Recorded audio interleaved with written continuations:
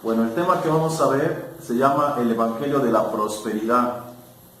Hemos estado hablando acerca del Evangelio de los milagros, ¿sí? Y pues no negamos que Dios sea un Dios que sana, no negamos que sea un Dios que prospera, no negamos que Dios es un Dios que libera, pero no es el enfoque u objetivo principal del Evangelio, ¿sí? En este caso, si buscamos un milagro, el mayor milagro que debemos de buscar es que Jesucristo nazca en nuestros corazones. Amén. Para que entonces la transformación a la imagen y la semejanza de Jesucristo, pues día a día se vaya logrando por medio de Cristo. ¿Ok? Bueno, entonces el tema es el Evangelio de la Prosperidad. Hoy en día muchas agrupaciones religiosas predican que la voluntad de Dios es que todos seamos prosperados económicamente. Y de no ser así, se dice que algo estaremos haciendo mal, en este caso en nuestra vida. O por ahí hay algún pecado oculto y por lo tanto Dios no nos prospera. Ahora seguimos. Leyendo la Biblia podemos extraer textos que pudieran respaldar el que debemos de ser prósperos en lo económico. Tales textos podríamos nombrar como el Padre Rico, ¿sí? Que somos hijos de un rey, que debemos de vivir como hijos de ese rey, o también que Dios concede las peticiones de nuestro corazón, que de Dios es el oro, de Dios es la plata, y como tales, pues nosotros no nos debe de faltar nada, porque en Él está todas las cosas, ¿sí?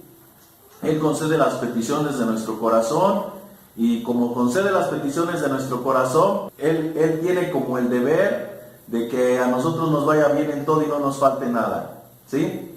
O nos basamos en la prosperidad de la vida de Job, en la prosperidad de Salomón, en la prosperidad de Abraham, en la prosperidad de Jacob, y etcétera, ¿sí? Hay muchísimos pasajes de donde nosotros podemos tomar, o muchas agrupaciones toman, para hacerle ver a la iglesia que Dios es un Dios que prospera y que desea que seamos prosperados. Y yo no estoy en contra de que Dios prospere, pero volvemos al punto, no es el propósito principal del Evangelio de Jesucristo. En este caso nosotros vemos que en la vida de Jesucristo, ministerio de Jesucristo y el ministerio de los apóstoles, el ministerio de los profetas, realmente siempre hubo lo necesario. No podemos decir que hubo escasez, siempre hubo lo necesario. Y tan es así que Pablo tenía que trabajar con sus propias manos para suplir sus necesidades, ¿sí? Las mujeres Jesús había sanado y libertado, dice la Escritura que servían a Jesús de sus bienes. O sea, el ministerio de Jesús no era un ministerio solvente económicamente, o sea, había lo necesario. Por ello mismo Jesús tenía que hacer milagros para satisfacer las necesidades de las personas, porque económicamente no había los recursos. Entonces no había los recursos, pero había el medio para que a la gente no le faltara lo necesario, y en este caso era la fe. Amén. Seguimos adelante. Amados hermanos, debemos de estar conscientes que no todos tenemos el mismo diseño, el mismo propósito o la razón de ser en esta vida. Y por ello, porque no tenemos el mismo diseño y propósito y razón de ser en esta vida, ¿sí? No todos seremos prosperados económicamente. La vida de los profetas, de los apóstoles y de Jesús mismo nos es un buen ejemplo de ello, ya que nos muestra esta realidad, aunque muchos en la práctica se niegan a verla, a entenderla y a vivirla. Entonces la vida de los apóstoles, profetas y de Jesucristo mismo nos muestra que la realidad no es que nosotros realmente estemos prosperados en todo al 100%, pero sí que tengamos en todas las cosas todo lo suficiente.